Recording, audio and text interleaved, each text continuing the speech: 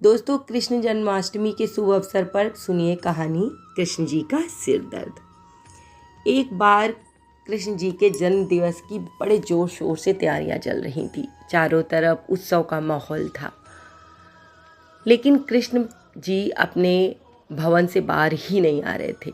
लोगों का जमावड़ा लगा हुआ था कृष्ण जी से मिलने के लिए, उन्हें उपहार देने के लिए। कोई माखन लाया था, कोई दूध लेकर आया था, कोई मिश्री लेकर आया था। तरह तरह के पकवान और उपहार के साथ कृष्ण जी के भवन के बाहर लोग खड़े हुए थे, लेकिन कृष्ण भगवान अपने भवन से बाहर नहीं आ रहे थे। क्या लीला थी इसमें, किसी को कुछ नहीं पता था। तभी माता रुक्मणी कृष्ण जी के भवन में पहुंची और कहने लगी, नाथ, सारे लोग बाहर आपका इंतज़ार कर रहे हैं, आप चलते क्यों नहीं? कृष्ण भगवान ने कहा, मेरे सिर में बहुत दर्द हो रहा है, मैं किसी से मिलना नहीं चाहता। रुक्मणी जी परेशान हो गई। भवन में जितने भी राजवैद्य थे उन्हें बुलाया गया। उन्होंने अपना अपना उपचार करना शुरू कर दिया, लेकिन ये क्या, भगवान का सिर दर्द तो खत्म ही नहीं हो रहा था, बल्कि बढ़ता ही जा रहा था।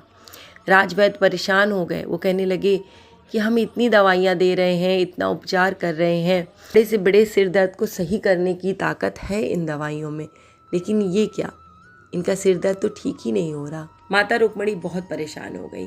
तभी कृष्ण जी बोले, नहीं, ये सब चीज़ें मुझ पर असर नहीं करेंगी। सारे लोगों ने मिलकर पूछा, तो हमें क्या करना चाहिए? तक कृष्ण जी की परेशानी का हाल जानकर सभी लोग उनके कक्ष में इकट्ठा होने लगे। सत्यभामा आई, नारद आए, हर कोई परेशान था कि क्या हो गया, ऐसा सिर दर्द कैसे, उन्हें ठीक करने के लिए क्या करें।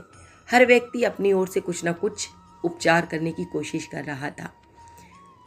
तभी श्री कृष्ण बोले, कोई जो मुझे वाकई में प्यार करता है, वो अपने पैरों की धूल अगर मेरे सिर पर मल दे तो मैं ठीक हो जाऊंगा। अब तो सारे लोग अचंभित हो गए। सत्यभामा बोली, ये क्या, आप कैसी बात कर रहे हैं? मैं आपसे प्यार करती हूँ, पर यह नहीं हो सकता, मैं अपने पैरों की धूल आपके सिर पर लगाऊं। हम ऐसा काम नहीं कर सकते। रुक्मणी रो रही थी। हम ये कैसे कर सकते हैं? ये तो आपका अनादर होगा, अपमान होगा, हमें नरक भोगना पड़ेगा, हम ये नहीं कर सकते। नारद भी पीछे हट गए। मैं ऐसा नहीं कर सकता प्रभु, आप स्वयं भगवान हैं, मुझे नहीं मालूम इसमें क्या रहस्य, पता नहीं इसमें कौन सा जाल होगा। मैं अपने पैरों की धूल आपके सिर पर रखूंगा तो नरक की आग में जलूंगा, मैं ऐसा काम नहीं कर सकता। चारों ओर बात फैल गई, हर कोई सकते में था। हम ये काम नहीं कर सकते, सभी लोग मना कर रहे थे। हम सब कान्हा से बहुत प्यार करते हैं, लेकिन ऐसा करके हमें नरक जाना पड़ेगा। उत्सव की तैयारियां चल रही थी, कृष्ण का इंतजार हो रहा था, पर कृष्ण जी तो अपना सिर दर्द लेकर बैठे थे। फिर ये बात पहुंच गई वृंदावन तक, जहाँ पर रहती थी कृष्ण की प्यारी गोपियाँ। गोपियों को मालूम पड़ा कि कृष्ण को सिर दर्द है और उन्हें पैरों की धूल चाहिए जो उनसे बहुत प्यार करता हो। तब राधा ने अपनी साड़ी का पल्लू फाड़कर जमीन पर बिछा दिया और गोपियाँ उस पर नाचने लगीं। उन्होंने फिर वो पल्लू नारद को दे दिया और कहा, ले जाकर कृष्ण के सिर पर बांध दीजिए।